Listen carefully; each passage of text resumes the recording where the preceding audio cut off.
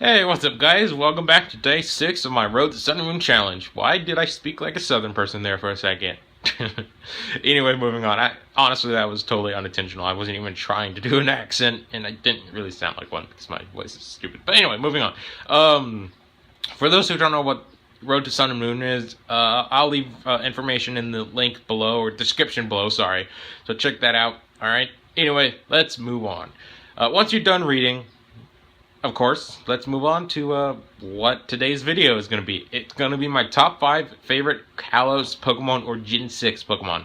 And unlike what I said about Gen 5 being my least favorite, the Kalos region is the exact opposite. It is, at this point, one of my personal favorites.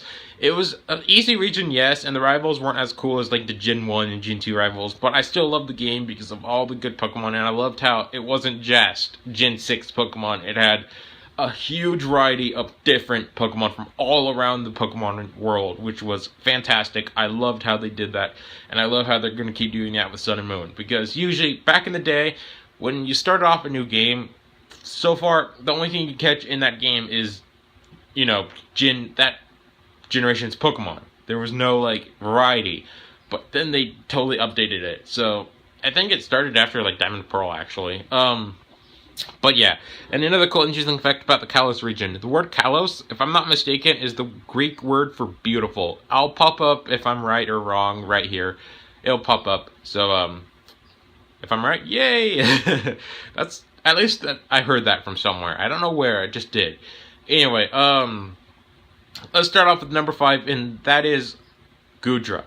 Goodra is a really cool Pokemon. I don't care what people say about it. I love this slug dragon. It is a cool concept for a Pokemon.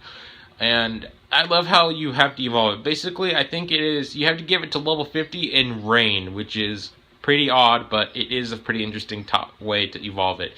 And it can learn some pretty good coverage moves, like Sludge Bomb, Sludge Wave. It can learn Flamethrower, Thunderbolt, Ice Beam. It can learn a lot of coverage moves.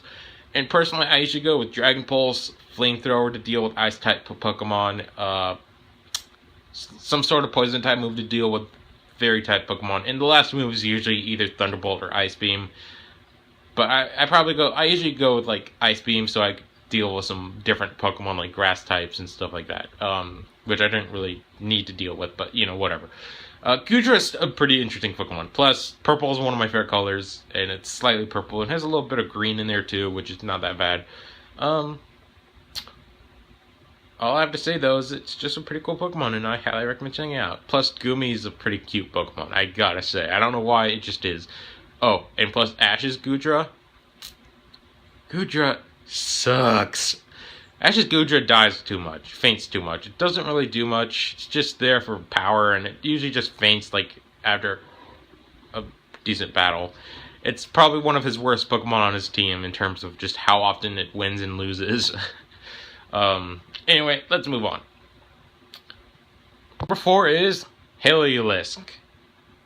Yeah, I'm not kidding. Heliolisk, sorry, is a fantastic Pokemon. It's electric normal type, which is a brand new type. Sure, it has a lot of weaknesses, but it's pretty quick and pretty powerful. This thing is not easy to deal with. Give this thing Thunderbolt and like a move like Hyper Voice, and it could do some pretty good damage. And that's why I love its normal typing, because that opens up a lot of different attacks it can use.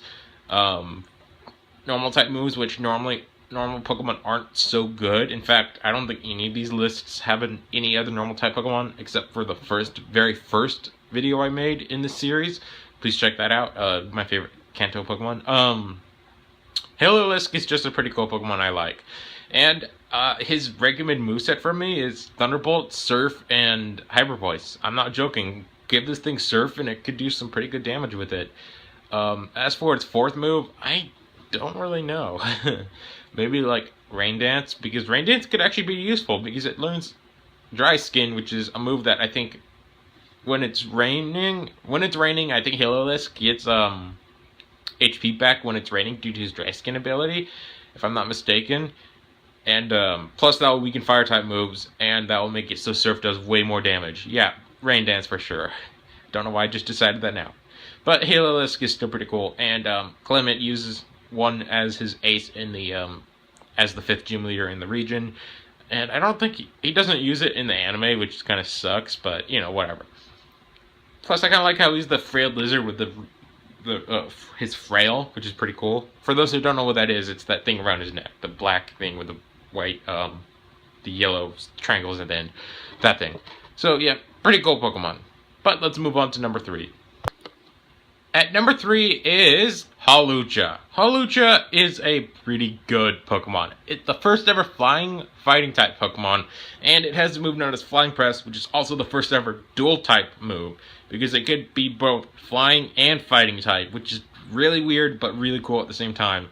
This Pokemon is just really cool. Sure, its stats aren't the best, but it doesn't matter. It's still a really powerful Pokemon, and everyone loves it. Like, this thing is like known as the fan favorite of Gen 6. For a good reason. This thing is really useful. Plus, you could catch it decently early on. I think you could catch it after the 2nd gym, if I'm not mistaken. Maybe after the 3rd. I kind of forgot where, because I haven't played X and Y in a while, even despite the fact that I've actually played that game through like 10 times. I know, a lot of times, and I don't remember shit, but whatever. Hawlucha is still a fantastic Pokemon, nevertheless. I just love how it's like a luchador, and every time I play as it and use Flying Press, I do a Nacho Libre reference. You know that movie, the one starring Jack Black? Yeah, that movie. So yeah, one of my favorite Pokemon for that reason. And I think I always name it Nacho Libre, or some sort of variation of that. But enough of Hawlucha, let's move on to my number 2 favorite. But number 2 is a Pokemon that I always love and always use no matter what, and that is Aegislash. Aegislash is, I believe, the first ever Steel Ghost type, which is a fantastic type combination. And his ability, Stance Change, is a pretty unique one, because depending on what you do, if you go defensive route, he goes into his defense stance, which makes his defenses 150 each. If you go into the offensive route, he changes to his attack stance, and his attacks go to 150 each. But there is a deal, but there's one problem. When his stance changes, his other stats change. So when he's in attack stance, his defenses are low, really low. When he's in defense stance, his attack stats are really low, but his defenses are really high. So you have to make a sacrifice. But it's still a good Pokemon, and I love it. It's a physical Pokemon, which is a pretty strange one, but also it can learn some pretty damn good moves, like Shadow Claw. It can learn Phantom Force, not Phantom Force, what's that one? Shadow Sneak. Shadow Sneak, which is a 40 power priority move. It can learn Swords Dance, which can help that 40 power out do even more. It's just a really good Pokemon in general. Plus, I love its interesting concept, which is basically a sword with a spirit. And, Honedge, its pre-evolution, is kind of creepy because it says it zaps the living energy out of its wielder, which is really creepy, really scary, and, kind of follows the same thing as Chandelure with the whole steals your spirit thing. So it's basically Chandelure 2.0, but slightly better. Okay, let's move on to number 1, and I love this Pokemon so much. One is Tyrantrum. It's a mother effing T-Rex. It's a rock dragon type, which is the first of its type, and it's a badass. This thing is powerful, and its ability Strong Jaw is even better because it increases the power of its biting moves like Bite, Crunch, and the Elemental Fangs. It's a really cool move and ability, and I love this Pokemon. T-Rex. The T-Rex is one of my favorite species of dinosaur. By the way, who doesn't like the T-Rex?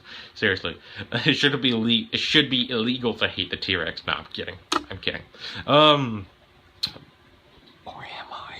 No, but seriously, Tyrantrum is a really, really badass Pokemon, and I love it. And you could get it really early. You could get it before the 2nd gym, which is freaking awesome. That's the earliest you could get an actual fossil Pokemon. And how to get it is basically, it's actually story, so you can't miss it. Basically, when you're at the Glittering Cave and talk to the scientist, he gives you the choice between the Sail Fossil or the Jaw Fossil. Choose the Jaw Fossil and you'll get yourself a Tyrant, which becomes Tyrantrum at level 40, and then have a blast just destroying Pokemon. Do be careful though, because he doesn't really have that good of defenses. But other than that, fantastic Pokemon. Love it. Anyway, guys, that's it for my top 5 favorite Pokemon from each generation. I hope you enjoyed it, and I'll see you guys next time. Peace out.